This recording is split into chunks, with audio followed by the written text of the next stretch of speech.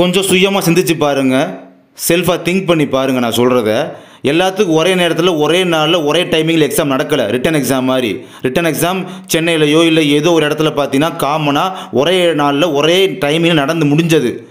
யார் தனித்தனியாக நடத்த போகிறதில்ல. பட் இந்த ப்ராக்டிக்கல் அப்படின்றது தனித்தனியாக நடத்துகிறாங்க. அப்படிங்கும் போது கண்டிப்பாக ஒரு ஃபஸ்ட்டு ஒரு 5 நாளைக்கு, அடுத்த ஒரு 4 நாளைக்கு பார்த்தீங்கன்னா ஒரே மோஸ்ட்லி சேம் டாஸ்க் தான் ஃபாலோ பண்ணுவாங்க.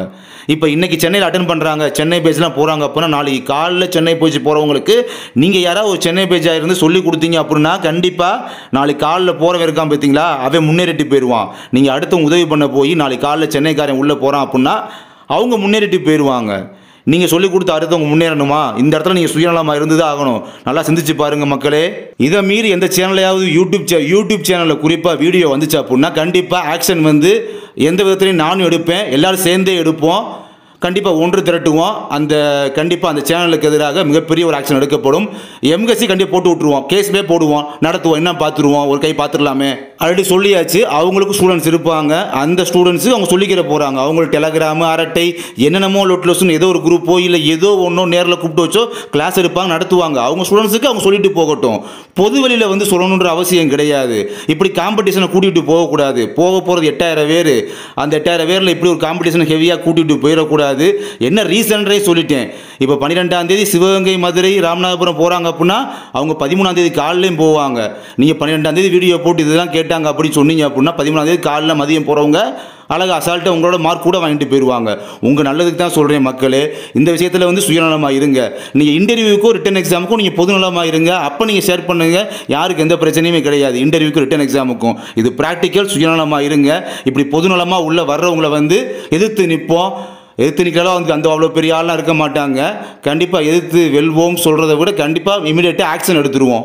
அப்புறம் சொல்ல வந்த விஷயத்தை மறந்துட்டேன். அதுக்கு தான் சொல்ல வந்து மறந்துட்டேன் பாருங்கள். அதாவது நம்முடைய குரூப்னு இருக்கும், டிஸ்ட்ரிக்ட் கோர்ட் எக்ஸாம் நினைக்கிறேன் குரூப் நேம். அதெல்லாம் பார்த்தீங்கன்னா உள்ள நபர்கள் கிட்டத்தட்ட ஒரு 1000 பேர் இருப்பாங்க.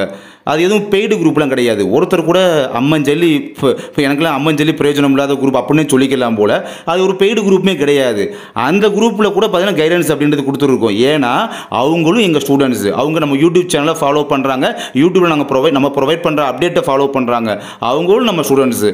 ஸோ பெய்டு நான் பெய்டு அதுக்கெலாம் வேலையே கிடையாது. அவங்களும் நம்ம ஸ்டூடெண்ட்ஸ் கன்சிடர் பண்ணி நம்ம டிஸ்ட்ரிக்ட் கோர்ட் எக்ஸாமாக நம்முடைய நான் பெய்டு குரூப்பு தான். அவங்களும் நம்ம கைடன்ஸ் அப்படின்றது கொடுத்துட்டு தான் இருக்கும். காலையிலேருந்து பார்த்துட்டு தான் வந்துட்டு இருப்பீங்க. ஸோ யாருக்குமே எந்த ஒரு வித்தியாசமும் காட்டப்படுறதில்லை அப்படின்றத சொல்ல வரேன். அப்படியே என்ன காட்டப்பட்டாலும் என்ன, நான் பெயரில் 0 பைசா 1 பைசா பே பண்ணியிருக்க மாட்டாங்க.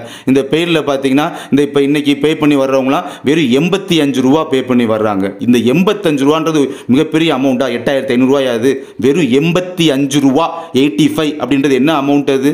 அண்டு இன்னும் சில விஷயங்கள்லாம் கேள்விப்பட்டேன். ஏதோ வீடியோ ஏதோ வரப்போகுது, இது போகிறாங்க, வைக்க போகிறாங்க கேள்விப்பட்டேன். எப்படி அது நம்ம எதுவும் எதிர்த்து இப்போல்லாம் பேச வரலை.